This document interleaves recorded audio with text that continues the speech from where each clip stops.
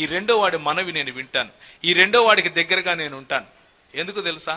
విరిగి నలిగిన హృదయాలకు దగ్గరగా ప్రభు ఉంటాడు. నేను గొప్ప, నేను పెద్ద, నాకు తెలుసు, నేను హీరోను అనుకునే వాడి దగ్గర ప్రభు ఉండడు.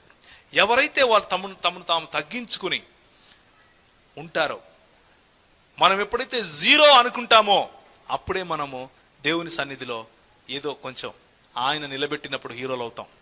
అంతేగాని నేను హీరో అనుకునేవాడు ఎప్పుడు జీరోగానే ఉంటాడు, ఎప్పుడు జీరోగానే ఉంటాడు. జాగ్రత్త. సహవాసము అంటే అది. సహవాసం అంటే రాజకీయాలు చేసుకోవటం కాదు.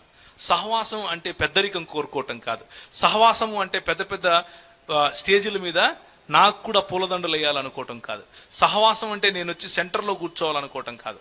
సహవాసం అంటే అణిగి మణిగి ఉండటం. సహవాసం అంటే ఎదుటివాడి కోసం పాటుపడటం, ఎదుటివాడి బాగోగుల కోసం చూడటం, ఎదుటివాడి ఇంట్లో వాడు తింటున్నాడా లేదా గమనించటం.